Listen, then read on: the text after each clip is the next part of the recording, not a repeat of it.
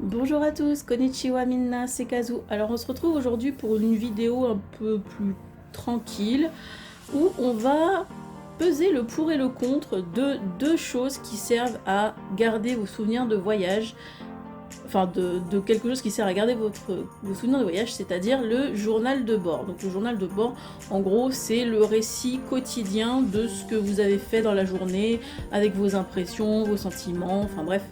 En général, tout le monde y met ce qu'il veut, mais voilà, moi c'est ce que je fais. Et il y a deux écoles pour ce journal de bord. Moi j'appelle ça carnet de bord, mais journal de bord ça marche aussi. C'est ou le carnet, donc avec carnet stylo, mon vieux carnet stylo, ou le téléphone. Alors, personnellement, en 2015 et en 2018, j'étais au carnet et au stylo parce que j'aime bien le contact du papier, le fait d'écrire. Mais on va pas se mentir, c'est plus long. Écrire, enfin, en tout cas, moi je trouve que c'est plus long d'écrire dans un carnet, surtout que on peut pas toujours effacer. Donc si on se plante et qu'on a écrit dans un joli carnet, ça fait des ratures moches sur le carnet, c'est vraiment pas...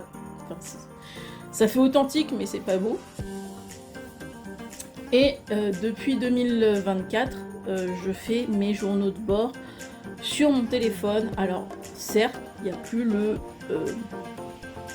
contact du papier et du stylo, mais ça va plus vite et du coup comme moi je veux retranscrire mes récits de voyage dans un livre, ça va plus vite pour se le mettre en Word et du coup faire la mise en page. Alors ça c'est vraiment à l'appréciation de chacun. Il n'y a pas de bonne ou de mauvaise solution, j'allais dire de situation, je suis matrixée par Mission Cléopâtre. Non, en fait, c'est selon les préférences de chacun. Les gens qui sont plus traditionnels vont plus préférer le carnet et le stylo, et les gens qui sont plus technologie ou gain de temps, on va dire, vont plus préférer le téléphone. C'est vrai que ça fait moins personnel avec le téléphone. On n'a pas un carnet, enfin un livre avec nos récits à mettre dans une bibliothèque.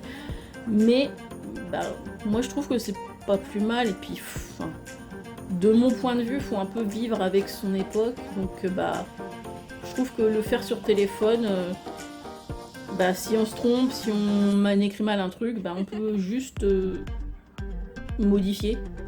Alors que c'est pas évident sur carnet. Ou à moins de faire des ratures, comme je le disais. Mais ça, vraiment, c'est un truc qui est personnel, enfin vraiment propre à chacun. Chacun va trouver que l'un est mieux que l'autre ou que l'autre est mieux que l'un. Et il n'y a pas de mauvaise ou de bonne réponse. C'est comme le carnet de bord, c'est comme le voyage.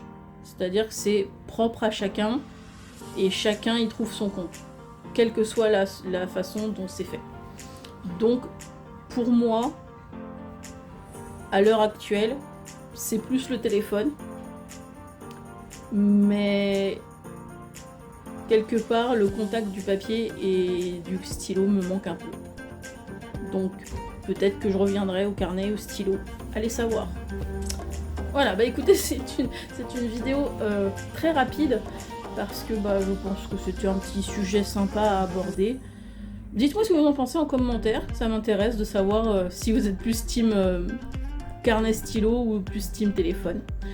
Et puis moi, je vous remercie d'avoir regardé cette vidéo. Pensez à la liker, à la commenter, à la partager. Pensez aussi à vous abonner à la chaîne et activer la cloche de notification pour ne pas louper les suivantes. Et moi je vous dis à la prochaine. Ciao ciao.